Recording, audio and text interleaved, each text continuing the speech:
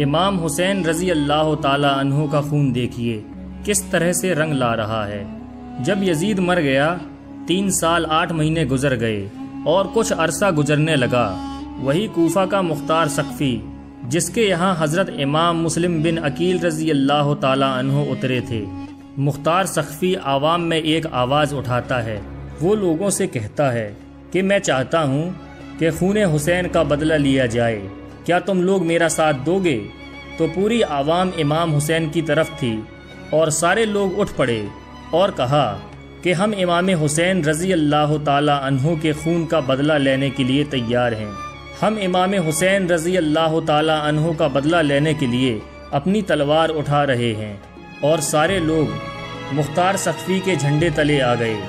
پھر مختار سقفی نے حضرت امام حسین رضی اللہ تعالی عنہ کے بھائی حضرت محمد بن حنفیہ رضی اللہ تعالی عنہ کے نام کا ایک فرضی خط لکھا تھا اور لوگوں سے یہ کہہ دیا تھا کہ مجھ کو امام حسین کے بھائی محمد بن حنفیہ نے خط لکھ دیا ہے کہ قاتلان امام حسین کا بدلہ لیا جائے۔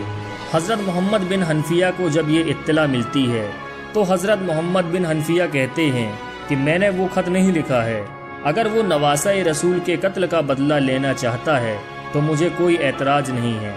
مختار سقفی کو اب اور طاقت مل گئی۔ مختار سقفی نے کہا ٹھیک ہے، اب ہم امام حسین کے قاتلوں سے بدلہ لے کر رہیں گے۔ اس نے تمام لوگوں کو اپنے جھنڈے تلے جمع کر لیا اور جمع کرنے کے بعد مختار سقفی نے کہا کہ سب سے پہلے امام حسین کے قاتلوں کو گرفتار کیا جائے۔ مختار سقفی کے پاس سب سے پہلے گرفتار کر کے شمر لایا جاتا ہے۔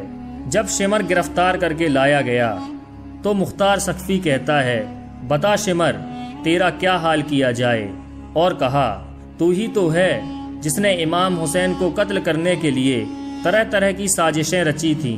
اتنا سنتے ہی شمر کانپنے لگا اور شمر کہتا ہے اے مختار سقفی مجھے چھوڑ دو، میں بھی تو اسی جماعت میں تھا جس جماعت میں تم تھے۔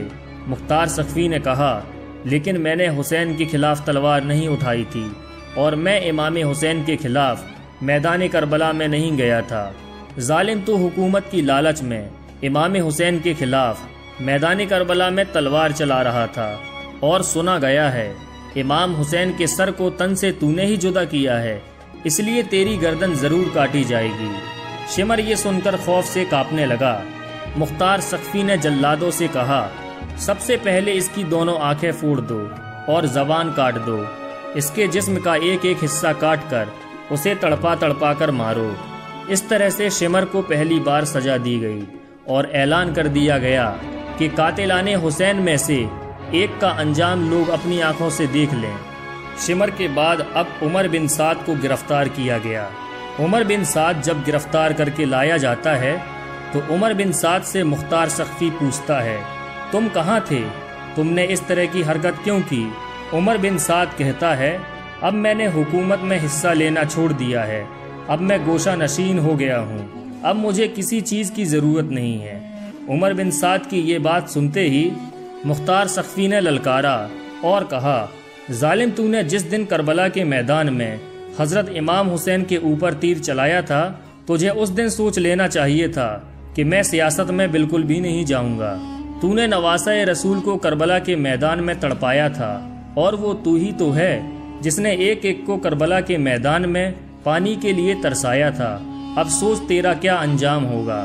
عمر بن سعد یہ سنتے ہی خوف سے کانپنے لگا، اور پھر عمر بن سعد کے لڑکے کو بلایا گیا، اور بلانے کے بعد مختار سقفی نے کہا عمر بن سعد کے سامنے اس کے بیٹے کو قتل کیا جائے۔ عمر بن سعد نے کہا میں دیکھ کر برداشت کیسے کروں گا؟ تو مختار سقفی نے کہا جب امام حسین کے بچے علی اصغر کے تیر لگا تھا تو حسین نے کیسے برداشت کیا ہوگا؟ جب حسین کے سامنے ان کا جوان بیٹا علی اکبر شہید کیا گیا تھا تو حسین نے کیسے برداشت کیا ہوگا؟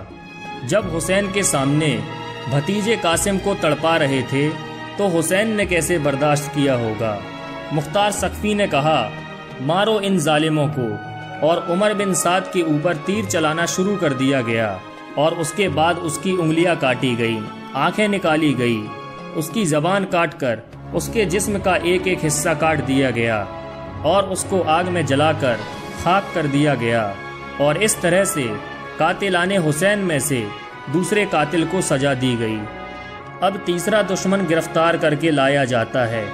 تیسرا دشمن خولی پکڑا جاتا ہے، جس نے حضرت امام حسین رضی اللہ تعالی عنہ کے جسم اقدس سے سر کو جدا کیا تھا۔ یہ وہ مردود ہے جو امام حسین کے سر مبارک کو رومال میں لپیٹ کر نیزے پر لٹکا کر چل رہا تھا۔ خولی کو پکڑنے کے بعد مختار سقفی کے سامنے پیش کیا گیا، اور مختار سقفی نے حکم دیا اسے اس طرح کی سزا دی جائے کہ اسے دنیا یاد رکھے۔ مختار سقفی نے کہا اس کے ہاتھ پاؤں کو ایک ایک حصے میں الگ کر دو۔ ہاتھ پاؤں الگ کرنے کے بعد خولی کی زبان کاٹی گئی، پھر اس کی گردن کاٹی گئی۔ اس طرح سے خولی کو سزا دی گئی۔ اب حرملہ ابن کاہل پکڑا جاتا ہے۔ حرملہ ابن کاہل یہ وہی مردود ہے جس نے حضرت علی اصغر کے حلق میں تیر مارا تھا۔ مختار سقفی نے کہا اس کے دونوں ہاتھوں کو باندھ دو، اس کے پیروں کو بھی باندھ دو، اور اس کے منہ کو اوپر اٹھاؤ، اور اس کی گردن میں اتنے تیر مارو کہ تیروں سے اس کی گردن چھلی ہو جائے، اور تیروں کے ذریعے سے اس کی گردن جدا ہو جائے۔ اس طرح سے حرملہ ابن کاہل کو تڑپا تڑپا کر سزا دی گئی۔ اس کے بعد ابن زیاد کو پکڑ کر لایا جاتا ہے۔ جب ابن زیاد کو پکڑنے کے لیے مختار سقفی کی فوج جاتی ہے تو ابن زیاد وہاں سے بچ کر بھاگ جاتا ہے، لیکن ابن زیاد زیادہ دن تک چھپ نہیں سکا، اور اسے مختار سقفی کے سامنے گرفتار کر کے پیش کیا جاتا ہے۔ مختار سقفی نے ابن زیاد سے کہا اس دن کو یاد کرو جب تم نے اپنے جوانوں کو اور لوگوں کو امام حسین کے سامنے بھیجا تھا۔ تو ابن زیاد نے کہا مختار تم میرے ساتھ کیا کرو گے؟ مختار سقفی نے کہا میں تمہیں قتل کروں گا، اور اتنی بے دردی کے ساتھ کروں گا کہ دنیا یاد رکھے گی۔ ابن زیاد کو قتل کیا گیا، اس کے جسم کے ایک ایک حصے کو الگ کیا گیا، اور مختار سقفی کے سامنے اسی کوفہ کے گورنر ہاؤس میں ابن زیاد کا سر اسی جگہ پر رکھا گیا جہاں حضرت امام علی مقام کا سر مبارک رکھا گیا تھا۔ اتنے میں ایک سانپ ظاہر ہوتا ہے اور اس کے نتھنے میں گھس جاتا ہے اور منہ سے نکلتا ہے، پھر منہ سے گھسا اور نتھنے سے نکلا، پھر ناک میں سے گھس کر منہ سے نکلتا ہے، اور 3 مرتبہ یہ معاملہ ہوا، پھر وہ سانپ غائب ہو گیا۔ سانپ کے منہ میں گھسنے اور نکلنے کا مطلب ہے یہ دکھایا جا رہا ہے کہ اس کے اوپر اتنا سخت عذاب ہوگا کہ اس کے اوپر سانپ مسلط کر دیا جائے گا۔ اس طرح سے ابن زیاد کو بھی سزا دی گئی۔ عبداللہ بن اسید جوہنی، مالک بن نصیر، حمل بن مالک، ان تینوں کے مختار سقفی نے ہاتھ پیر کاٹ کر زندہ چھوڑ دیا تھا تاکہ یہ تینوں اسی طرح تڑپتے بلکتے مر جائیں۔ پھر اس کے بعد حکیم بن طفیل طائی کو پکڑ کر لایا گیا۔ یہ وہ حکیم بن طفیل طائی خبیث ہے جس نے حضرت عباس علمدار کے کپڑے اتار لیے تھے، پھر اس کو زندہ ہی ننگا کر کے تیروں سے چھلی کر دیا گیا۔ اس کے بعد عمر بن صبیح کو لایا گیا۔ عمر بن صبیح نے شہدائے کربلا میں سے کئی لوگوں کو زخمی کیا تھا، اسے بھی نیزوں سے چھید چھید کر مار دیا گیا۔ اس کے بعد زید ابن رکاد کو پکڑ کر لایا گیا۔ زید ابن رکاد وہ خبیث تھا جس نے حضرت مسلم بن عقیل کی پیشانی پر تیر مارا تھا، اس کو بھی تیروں سے چھلی کیا گیا، مگر جان باقی تھی تو اس کو زندہ ہی جلوایا گیا۔ تاریخ میں آتا ہے کہ 60,000 یزیدی مختار سقفی کے ہاتھوں مارے گئے، کتنے اندھے اور کوڑھی ہو گئے، کچھ کی آنکھوں میں جلتی ہوئی سلائی پھیری گئی، کچھ کو زندہ جلایا گیا، اور کچھ لوگوں کے منہ سور کی طرح ہو گئے، کچھ تو ایسے تھے کہ پانی پیتے مگر پیاس نہ بجھتی۔